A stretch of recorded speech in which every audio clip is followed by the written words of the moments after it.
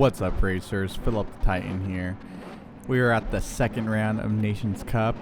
We were at the Dragon Trail, Seaside. Alright, so here we go. Alrighty, so someone behind me already got the jump too early. They fell back. I immediately hop into second. I know Pence is going to be someone not to mess around with, so he braked way too early. I had to move around him. He got hit by the guy behind me, and it seemed to be just a complete shit show behind me. I now know I'm in the lead. I have to, if I'm going to even come close to winning this, I need to just go ahead and just lay the pedal down, stay focused, stay clean, stay fast, and most of all, just try to have fun. I didn't know who was behind me, to be honest with you. I didn't know it was the Toyota Supra. I still thought it was Pensy, the Porsche driver. In the comments, he was actually saying really nice things. I felt really bad for him that his race totally got trashed because of bad drivers. Hopefully, with the latest update, the penalty system will help him get back up there with a good safety rating. Now, want to touch on that real quick is the penalty system's update. Kazumari and Gran Turismo, congratulations to you guys. The penalty system has been, from what I've seen so far, extremely good. During qualifying, there were some bad drivers locking up on me and stuff, and I didn't get a penalty, and I felt really good about that. My confidence going into the race was kept high still, because I figured, okay, well, the penalty system's not destroying even my qualifying. You know, let's go ahead and just go into this race with a good confidence, clear mind, and see what we can do. So, yes, guys, the penalty system is way better. If we would have started off the season with this kind of penalty system, I think things would have been just light years awesome. But we can only do what we can. So, thank you again, Kazumari and Gran Turismo team and everyone involved in that, making that happen. I feel really blessed. Hashtag blessed. Alright, so we're on the second lap, and I'm hammering it. I'm not just also trying to, keep a lead. I'm trying to set fast laps now. I feel confident. I think that's Pensy behind me. Yeah, it is. It's in second place, Pensy. And then in third, we have Base, Tomac 3. Is he a Supercross racer fan? This corner is very tricky. I find it extremely, extremely tricky. Second gear works best for it. 105, I'm moving. I love this section right here. It reminds me of Monaco, and it just is a lot of fun to drive fast through. Ooh, I keep so close to tapping the wall. I think I tapped the wall once throughout this race. Strategy was a little odd because I just didn't know it. I don't like that the strategy changes so much. So I think we had to change tires. If you look at my tires, my hard tires are not really wearing out, and we get a 147.82. See, running fast. I think that's the fastest lap of the day too. Actually, I think I go a little faster than that. I believe I do. But if I would have qualified with that time, I would have been on first place, and either way, I could have still been, in the lead.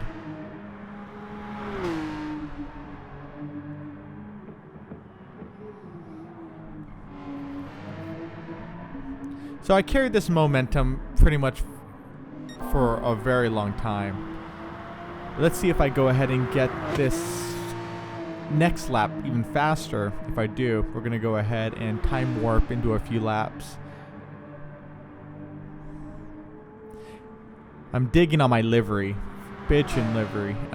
It has that Ducati red and white. And it just, I don't know, it's just an aggressive livery. I really like it. I designed it, and I just love it. A shout out to Blip Shift, who creates motorsport themed t-shirts and car enthusiast t-shirts and motorcycle and sim racing enthusiast t-shirts, so check them out, blipshift.com. Get a shirt for like 15 bucks. I'm not even sponsored by them, but I love them so much and everything they create for me. So I just always want to pay tribute to them, if you guys are wondering. And also Next Level, who is a big contributor to my channel. They do a lot for me, and I've always used a Next Level racing simulator.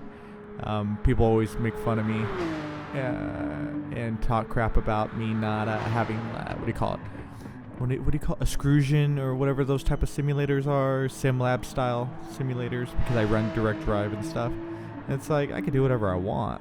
I don't really care for those things. They're ugly. They don't have personality. I would like my Next Level racing stuff. It has personality. It looks good. It's my favorite colors right out the box. And I love the connection and support I get from them. Alright, so we're running really fast right here. We got a 134. We've been running 135s, or .35s. Now I'm running .34s. Let's see if I can keep this momentum up. But yeah, thank you Next Level for always being awesome. And then GMG Racing, pretty much a Porsche racing factory team, almost. They create exhaust systems and modification parts for Porsches and for Porsche race cars, and they're pretty badass. I met the owner, James Fronos, when I was out in Thermal, which is a private club out there for race teams, and they go out there and test their race cars. I think they had the fastest gamer out there as well too, which is pretty cool. Shout out to Doreen, she was one of the coaches out there. But anyways, yeah, I met James Fronos, and I was just like, dude, you're awesome. I introduced Chris, who was the owner of CXC, to James. I didn't even know James. I saw James on Instagram, and I was like, oh, I want to go meet this guy. Hey, Chris, let's go meet him. And I guess Chris thought I already knew James. And I was like, in my head, I'm like, no. And then I told him, well, I've never met him before. And so he was kind of nervous actually going up. Chris Considine. And I was like, let's go. So we got out of the U-Haul. I walked right up to him and said, hey, man, what's up? I saw that you were on Instagram. I had to come meet you. And this guy he's like Tony Robbins. His hands are like a big thing of bananas. He just like totally swallowed up my hand with his hand. I was like, oh my God, this guy's awesome. But yeah, meeting them.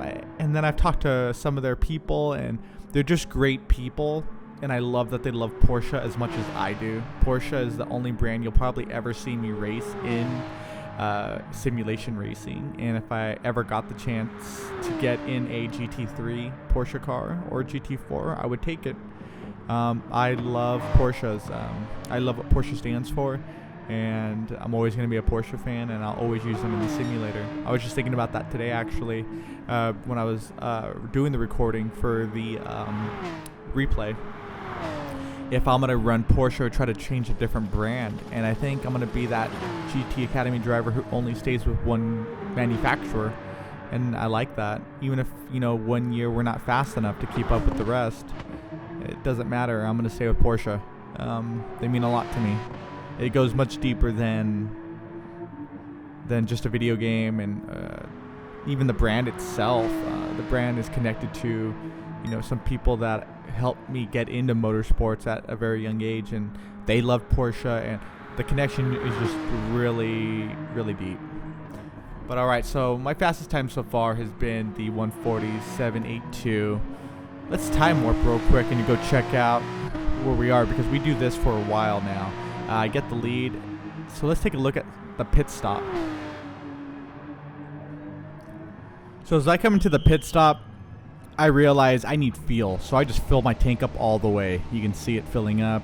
I realize if I'm gonna finish, with 7 laps in, a total of 13, I need to fill this.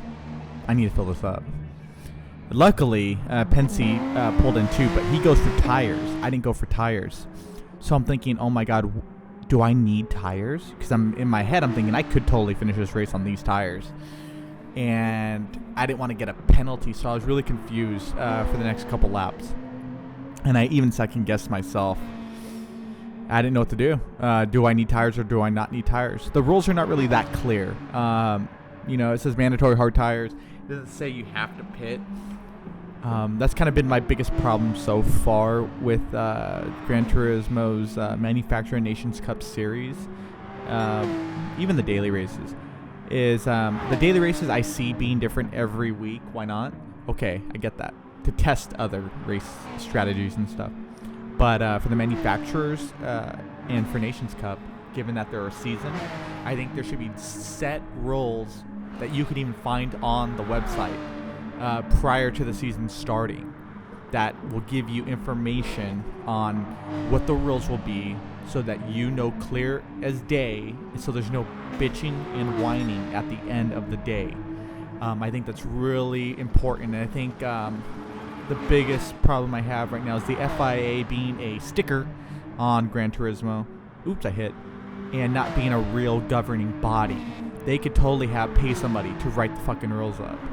So the FIA, stop not governing when you're a governing body and get to governing Gran Turismo Sport, which is the future of racing.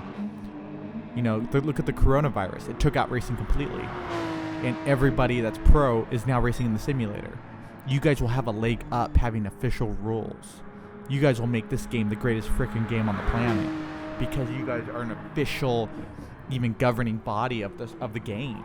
No one has to watch the race, every race, but if we had set rules, like real racing, that people had to read, otherwise you would probably end up losing every race, even though you got first, because you didn't follow the standard guidelines, then racing will become so intelligent that you'll make fast, intelligent, great drivers because you'll have to read, and I think it's important. But yeah, FIA, if you guys can really get on top of that, that would be awesome. I would really love to have set rules so every season I know what the rules are, what I can and cannot do. And I think just about every racer could agree with me. I know I don't come off to a lot of racers as friends. We're more competitors and we don't like each other. But I like everybody. And in the end, racing is for fun, guys. I'm here to have a great time. We don't make money doing this. The only people who really make money doing this are the YouTuber, and that's about it. We're doing this because we love racing. So yeah, we're here at lap 9, and I'm still super confused on my objective. I know I need to pit. I'm just not sure when I need to pit again because I see them on the map where they're at. I go right here. I pit for the tires, and I say, let's do this. I know I need to get these tires. If I'm going to win, get the tires. Because the chance of there being a penalty for not changing out tires as well is super high. So I exit the pit, and I know now I have to go flat out and just keep it moving.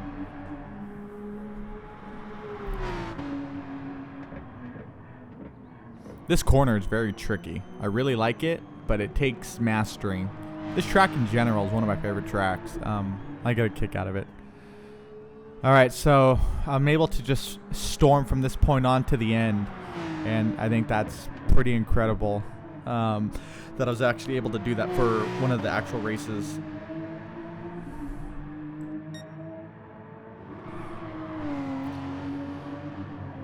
So now we're coming around.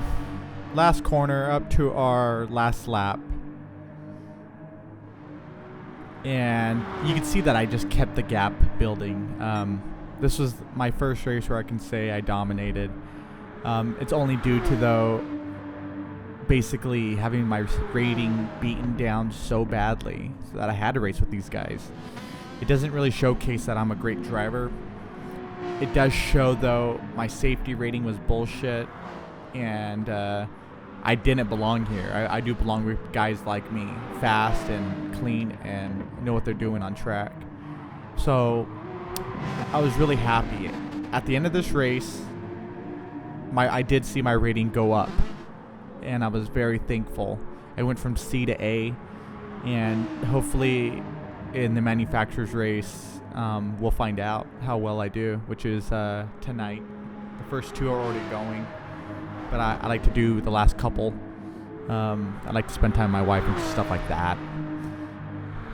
Relax. I work during the week, so Weekends are kind of for me to recover and regroup my brain.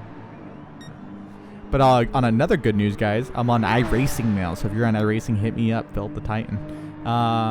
Philip Gonzalez. I had such a great race that I almost won my very first iRacing race and in the MX Cup, and I was so happy. Just an amazing experience. The tire model is incredible. So yeah, hit me up there, guys.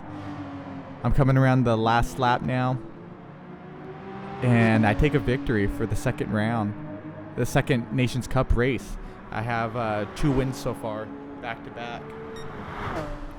But thank you to everyone who's always supporting my channel and being there for me. And I know I'm not a big YouTuber, but I do appreciate all your guys' help. You know, creating stuff is hard, and having your guys' support has been immensely awesome. I feel really, thankful for everything that I've received from the community.